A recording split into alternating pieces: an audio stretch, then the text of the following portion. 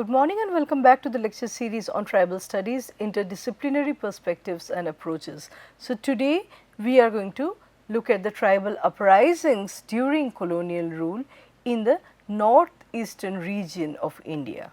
According to scholar and critic K. Singh, tribal movements in the northeast are distinct from those in the rest of the India, forming their own category owing to the region's unique geopolitical location and history. Many border tribes historically served as bridges or buffers, sharing ethnic cultural ties with groups across international lines. Events beyond these frontiers have significantly shaped the Northeast's situation. So, here we have to understand the dynamics of borderland culture, where the borderland people are not exactly familiar with or aligned with the mainland politics or culture of their respective nation, the nation border within which they belong. They have a shared culture in terms of linguistic affiliation, social practices and habits, and so they are somewhere left in the midway of two abutting, two adjacent nations, and they draw from both.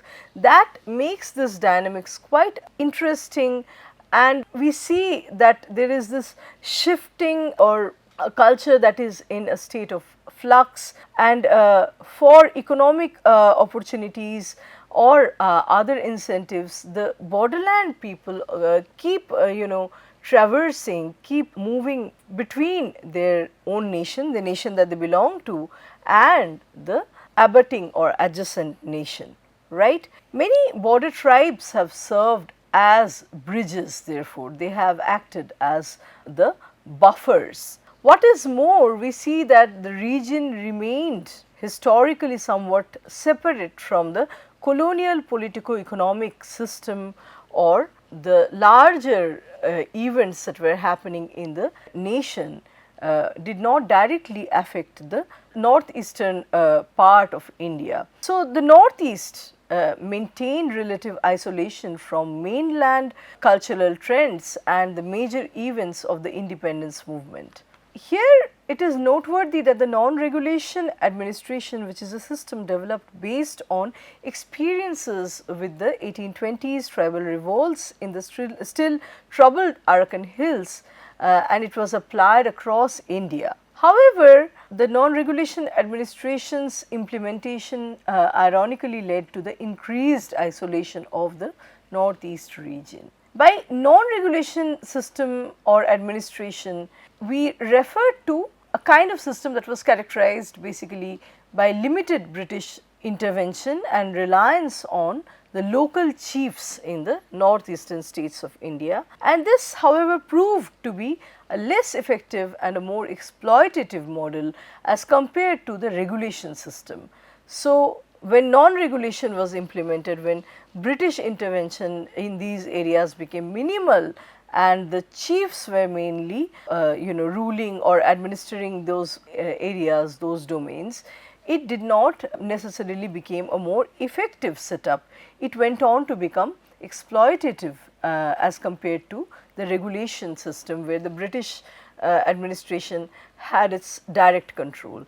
The revolts in the Arakan Hills, fueled by resentment towards British policies and exploitation by non-tribal elements, had led to the implementation of this less interventionist system, which in the future did not turn out to be something very beneficial or successful.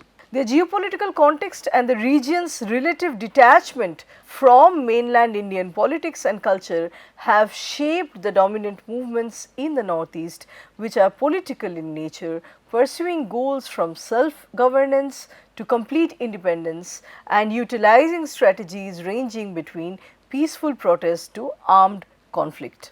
Critic and scholar S.M. Dubey highlights that the Zeliangs from Manipur, the North Kachar Hills in Assam and Nagaland launched a potent anti-British movement in the year 1931. What made this movement stand out was its fierce anti-colonial stance, coupled with its ability, despite its focus on ethnic identity, to draw attention from Indian nationalists, particularly from a leader like Jawaharlal Nehru. The 1935 Constitutional Reform Act, alongside the spread of modern education and the gradual rise of a small educated middle class among hill and plain tribes, played a significant role in forging stronger sense of shared tribal identity and alliance. From the mid 1930s onwards, the representation of tribal communities in the Provincial Legislative Assembly, particularly concerning the 1935 Act, became a central issue. Prominent hill and plain tribes such as the Nagas, Khasis, Bodos, Miris, Kacharis and Deoris used platforms such as the Naga Club, the Sen Khasi and the Tribal League in order to articulate and express their demands. The Ahom League, formed after the 1935 Act in the Brahmaputra Valley, also reflected a growing ethnic identity. Some members later tried to unite the Upper Assam's Mongoloid groups in the Ahom Thai Mongolia Parishad. So, Dubey also informs that the unification of Naga tribes was seriously pursued by Charles Percy, a British administrator, in the year 1945, which led to the formation of the Naga Hills District Tribal Council. So, Naga Hills District Tribal Council was renamed later as the Naga National Council in April 1946 at Wokha, which coincided with the emergence of ethnocentric nationalism. The first half of 1946 also saw the creation of the Garo National Council and the Mizo Union, which would later unite as the Eastern Tribal Council in 1952 and afterwards evolve into the All Party Hill Leaders Conference, in short APHLC, in 1960. According to scholar Thongkholal Haokip, the Northeast's initial contact with the British East India Company had taken place in 1792, back in 1792, which is the end of 18th century, when the King of Assam sought commercial benefits through amicable relations. However, repeated Burmese invasions had compelled the Ahom king to request aid from the company, that is from East India Company, which led to the defeat of the Burmese ultimately. Consequently, Assam was annexed by the British Indian Empire as a non-regulatory province in October 1838. The extension of colonial borders beyond existing settlements in the Chittagong hill tracts as well as in Tipperah spurred further increased cultivation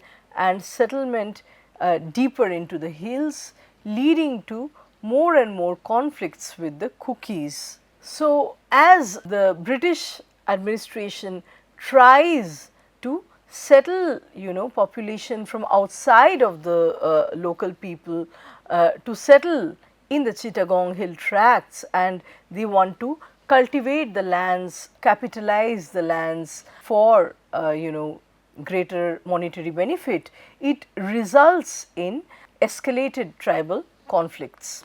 In Cachar, this expansion was accompanied by the transportation of thousands of largely coerced laborers from various parts of India to work on the burgeoning tea plantations, and later these workers would be known as the tea garden laborers. Even a very offensive word, bagania, would be used for them, something that they themselves have never liked. They thought it was an offensive term for them. So, Jankoman Gite observes that this massive migration with an estimated 750,000 workers brought to Assam between the years 1860 and 1900 had dramatically altered the social and demographic landscape and fabric of Assam and had disrupted the previous symbiotic relationship with the hill communities, also exposing the laborers to border conflicts in the dead zone. Even against the formidable force of British imperialism, the tribes of the Northeast continued to react violently towards the attacks on their traditional way of life by foreign rulers. A major revolt which is known as the Kuki Uprising, had begun towards the end of 1917. The British attempt to recruit hill tribes for World War I labor as World War I labor triggered the Kuki rebellion further, and it was additionally fueled by their forceful control policies and ongoing oppression. So, the Kuki revolt actually stemmed from the British policy of controlling the hill tribes through force, through coercion, which had led to ongoing oppression and harassment. Critic S.N. Pandey writes that in December 1917, the Thadao Kukis openly rebelled and raided the Imphal valley. Simultaneously, the Kukis gained an ally in Manipur whose name was Chingakhamba Sanachauba Singh. So, Chingakhamba Sanachauba Singh supported the Kuki rebellion and he claimed some kind of supernatural abilities. Chingakhamba joined the rebellious Kukis and declared his right to the Manipuri throne. On December 19, 1917, Kukis from the Ulecha hills and nearby villages under Sanachauba's plan attacked the Manipur State Forest toll station in Imphal. The Assam Rifles and Burma military police tried to suppress the Kuki revolt with outposts. However, it persisted partly because the British had armed the Kukis against the Nagas. So, these Kukis were not merely foot soldiers, they had the sophisticated arms given to them by the British rulers. The Kukis' jungle warfare tactics and skills additionally hampered the British efforts. During this rebellion, the British launched a large military operation in November 1918, which was led by a brigadier general under Lieutenant General Sir Henry Keate to suppress the Kuki rebellion. By May 20th, the rebellion was ultimately crushed and its leaders were all captured. So, from here we will move on to the Zeliangrong movement that took place between 1930 and 1932. After the 1891 British conquest of Manipur, the hill tribes faced new taxes, forced labour as well as travel allowances were imposed on them for the British officials. Despite these economic burdens and their loyalty towards the administration, the British offered no protection during the Kuki rebellion.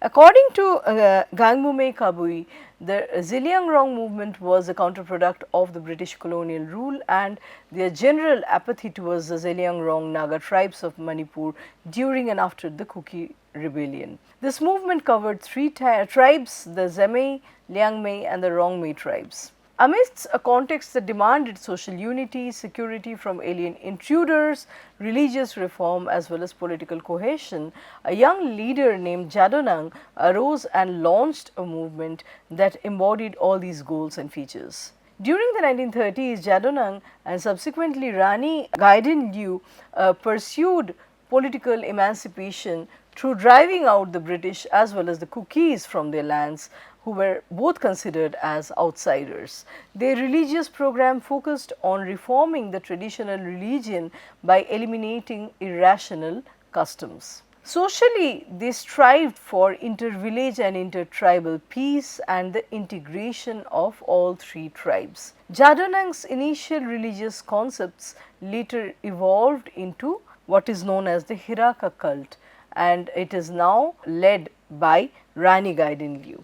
So, we see that Jadonang, like I said, was a very important figure that arose among the tribes at this critical phase, and he was the proponent of the Hiraka cult. The Zeliangrong movement shifted to a purely peaceful approach with the formation of tribal organizations such as the Kabui Samiti in the year 1934, the Kabui Naga Association in the year 1946, the Zeliangrong Council in 1947 and the Manipur Zeliangrong Union in 1947 as well.